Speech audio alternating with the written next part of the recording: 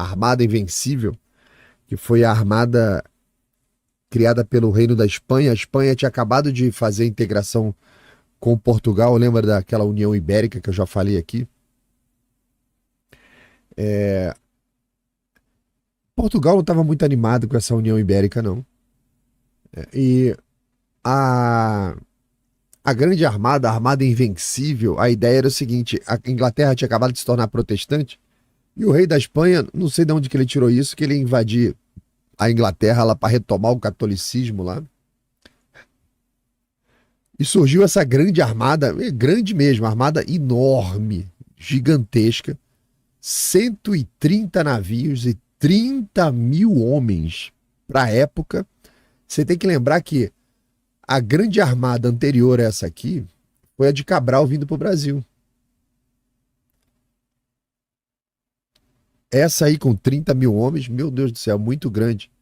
A ideia era invadir e destruir a Inglaterra lá, tal, beleza. Então, no dia 25 de abril de 1588, essa armada estava toda em Lisboa, estacionada lá. Eu queria que vocês imaginassem a situação, porque essa armada estava estacionada ali no Tejo. Só a imagem aqui para você ver, ó. Completo engarrafamento, ali em Lisboa. Lisboa estava fervendo, abarrotada. Milhares de homens ali na capital desembarcaram dessa frota de 130 navios, estavam ali ancorados no Tejo. Eles, esses 30 mil homens, aí um rebu na cidade, né? Que desestabiliza toda a logística ali. Mas eles estavam lá ordeiramente se dirigindo ali a cumprir um protocolo de ir lá na igreja, na Sé, na Catedral da Sé de Lisboa. À frente dessa tropa toda marchava o Duque de Medina Sidônia, que era um cara que foi escolhido para liderar isso, mas ele era um cara inseguro, um cara meio depressivo, um cara meio infeliz, um cara meio que não estava muito afim de fazer aquilo.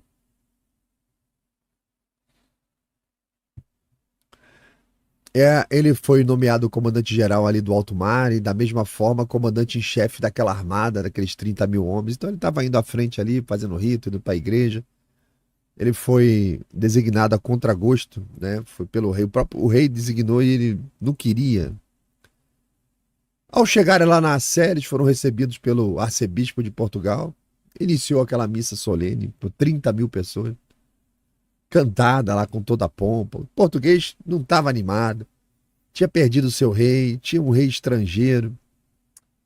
Mas aí fizeram a missa, a cerimônia, o estandarte foi abençoado, foi entregue ali ao Duque de Medina, que recebeu o estandarte, fez toda a referência, ato contínuo, foi para os barcos, o pessoal embarcou, sinal foi dado, e as tropas, antes de seguir viagem, dispararam as suas armas, aquele monte de tiro ali, ensurdecedor, salvas de saudação, né? Várias salvas para lá, salva de tiro para cá, pólvora, né?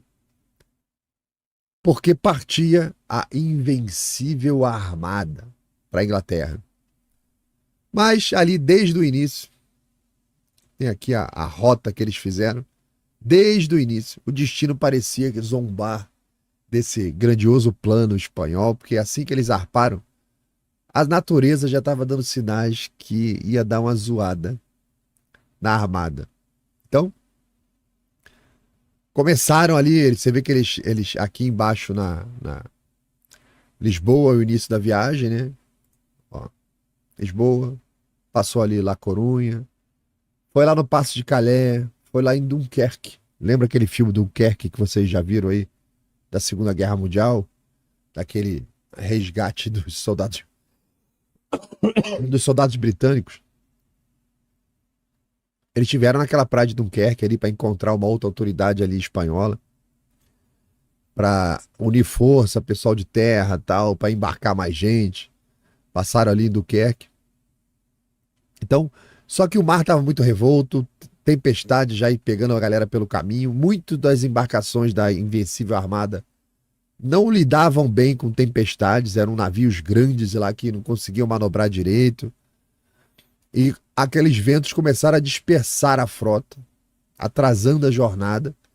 e prejudicando inclusive a moral dos marinheiros, porque o cara passa o dia inteiro vendo o navio dele andar para trás, e fala, porra, a gente não tá indo a lugar nenhum, né? E quando finalmente eles chegaram ali no Canal da Mancha, a tropa toda, essa galera, todos os 30 mil homens estavam famintos, cansados, exaustos, e vários deles com os navios avariados por causa do clima.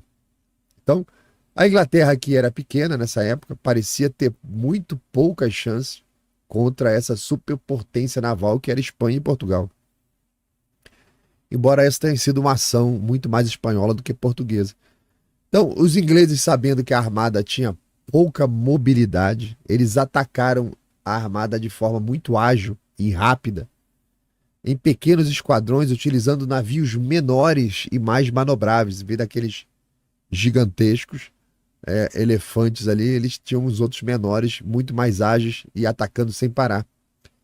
Usaram tática de guerrilha, ou seja, nunca enfrentava diretamente a força imponente dos espanhóis. No ápice da tensão, os ingleses lançaram uma ousada estratégia, barcos kamikazes incendiários contra os grandes navios espanhóis, os galeões. Eles enviaram os navios em chamas, assim, vai na direção da armada, forçando a armada a abrir, se espalhar, e eles continuavam com o ataque de guerrilha depois que estava todo mundo dispersando no meio daquele caos noturno. Então eles vinham tudo apagadinho, tacava bomba, dava tiro na linha d'água. O fogo queimava tanto. Quer ver? Eu tenho outras imagens aqui, ó. Tá vendo alguns barcos pegando fogo.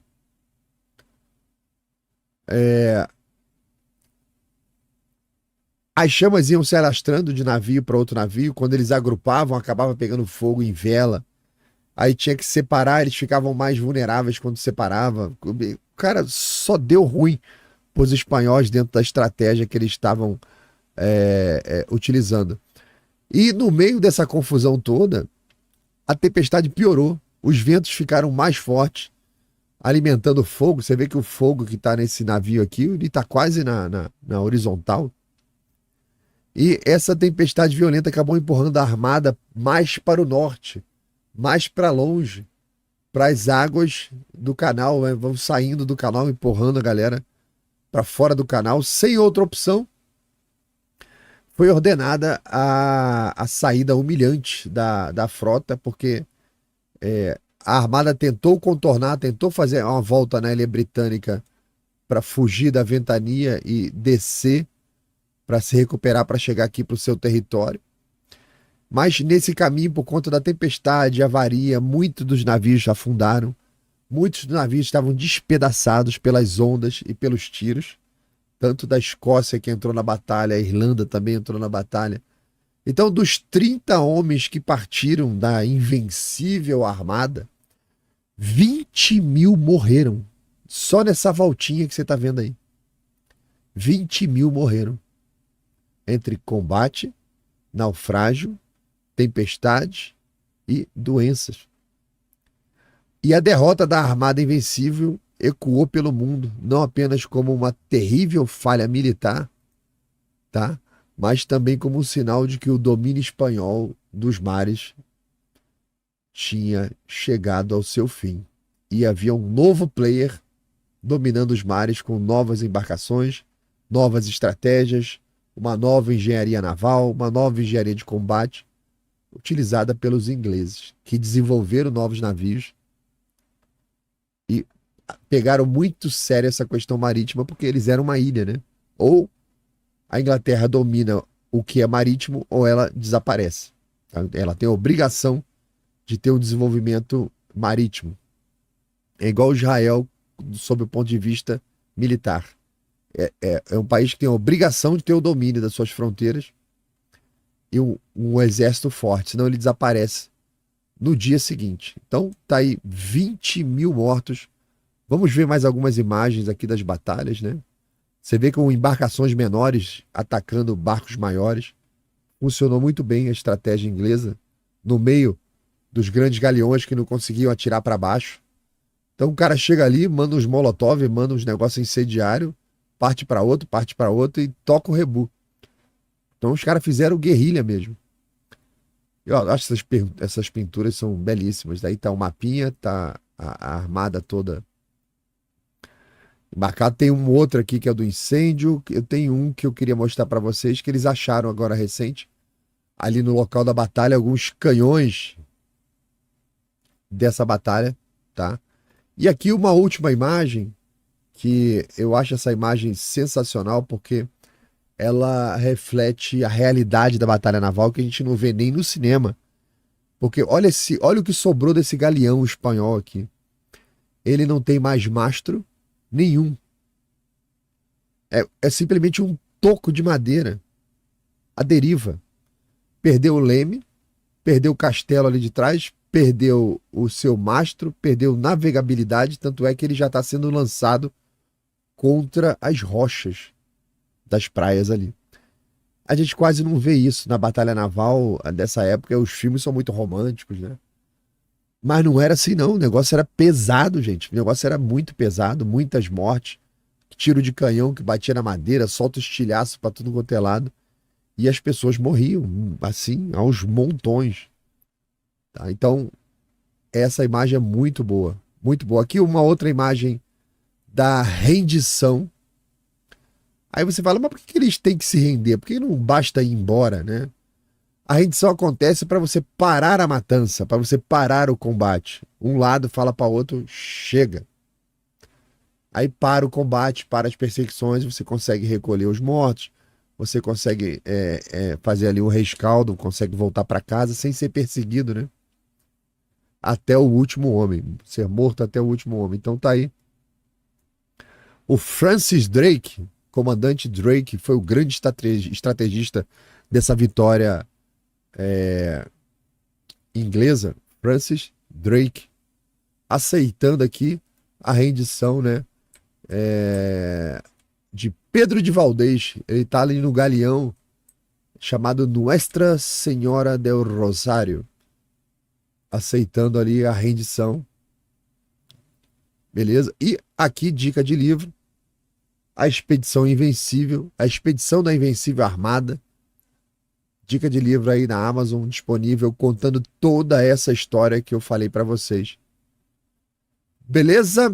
E aí, você que chegou agora aqui no final do vídeo, cara, obrigado por chegar aqui, importante isso. Curte, compartilha, se inscreve no canal, entra no clube de assinantes, faz o que você puder aí para ajudar o Palhaço a trazer mais notícia. Obrigado, tá? E bota no grupo da família, fala assim, olha o Palhaço. E você também pode mandar dica, se você acha que tem alguma notícia que você queira ser comentada, é só me marcar nas redes sociais, procura aí Laudelino RJ, bota no Twitter, bota no Instagram, vai marcando aí que a gente traz e comenta aqui. Valeu, galera, um abraço.